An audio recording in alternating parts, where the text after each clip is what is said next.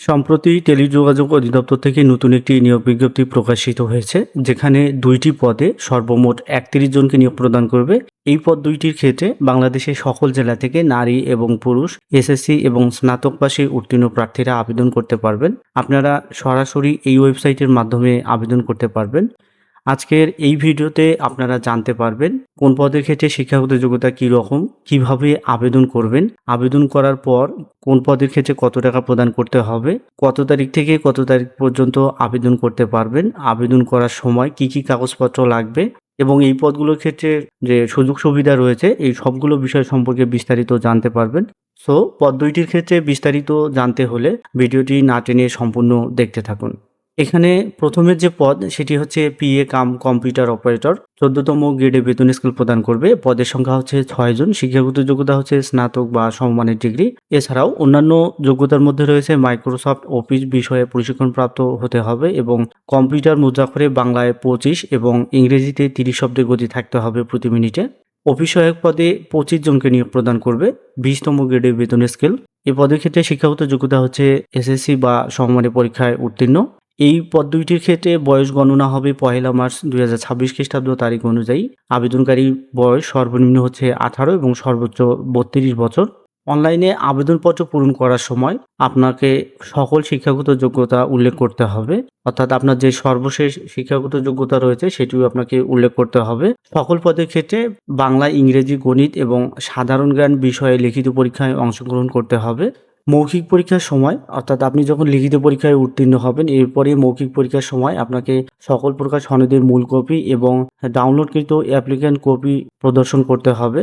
সকল সনদ সমূহের সত্যায়িত এক কপি জমা দিতে হবে। আপনারা সরাসরি এই ওয়েবসাইটের মাধ্যমে আবেদন করতে পারবেন। আবেদনপত্র পূরণ ও আবেদন ফি জমাদানের শুরুর তারিখ সময় হচ্ছে 16 মার্চ 2026 খ্রিস্টাব্দ তারিখ সকাল 10টায় এবং শেষ হবে 16 এপ্রিল বিকাল 5টায়। এই সময়ের মধ্যে আপনারা আবেদন করতে পারবেন। আপনি যখন আবেদন করবেন, আবেদনপত্র সাবমিট করবেন, তার পরবর্তী 72 ঘন্টার মধ্যে আপনাকে পরীক্ষার ফি প্রদান করতে হবে এবং আবেদন করার সময় আপনার ছবি এবং স্বাক্ষরের প্রয়োজন হবে নির্ধারিত স্থানে আপলোড করার জন্য।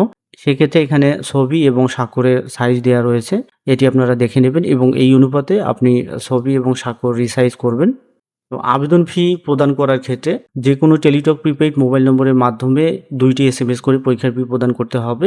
এক্ষেত্রে 1 নং পদের জন্য 112 টাকা টেলিটক সার্ভিস চার্জ সহ এবং 2 নং পদের জন্য 56 টাকা টেলিটক সার্ভিস চার্জ সহ এবং যারা কোটায় বা অনগ্রসর প্রার্থী হিসেবে আবেদন করবেন তাদের ক্ষেত্রে যে কোনো পদের জন্যই শুধুমাত্র 56 টাকা প্রদান করলেই হবে।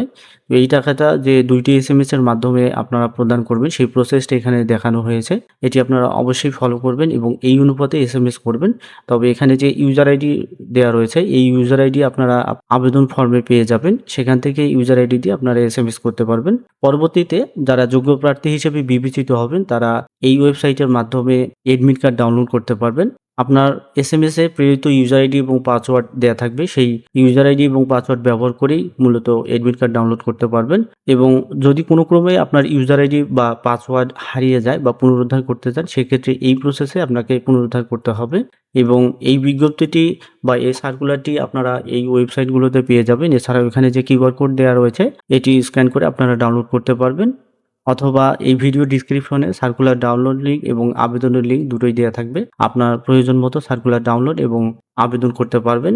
যদি অনলাইনে আবেদন করতে কোনো প্রকার সমস্যা হয় সেক্ষেত্রে আপনার টেলিটক নম্বর থেকে 121-এ কল করে অথবা এই মেইলে যোগাযোগ করে সমাধান করে নিতে পারবেন। তবে মেইলে যোগাযোগ করার সময় অবশ্যই মেইল সাবজেক্টে organisation name, post name, applicant user ID এবং কন্ট্যাক্ট নাম্বার অবশ্যই উল্লেখ করতে হবে।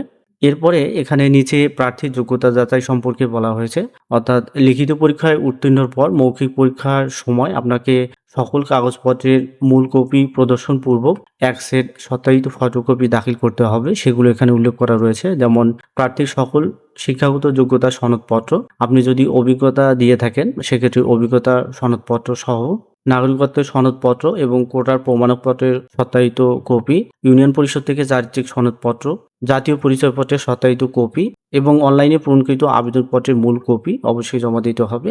এইগুলো কাগজপত্র একসাথে সত্যায়িত করতে হবে। আপনারা যখন আবেদন করবেন, আবেদন করার পূর্বেই সার্কুলারটি ডাউনলোড করে ভালোভাবে দেখবেন। দেখে তারপরে আবেদন করবেন এবং আবেদন করার সময় যে সকল ইনফরমেশন লাগবে, যেমন আপনার সকল শিক্ষাগত যোগ্যতা এখানে উল্লেখ করতে হবে আবেদন ফর্মে, সেগুলো অবশ্যই সামনে নিয়ে আবেদন করবেন।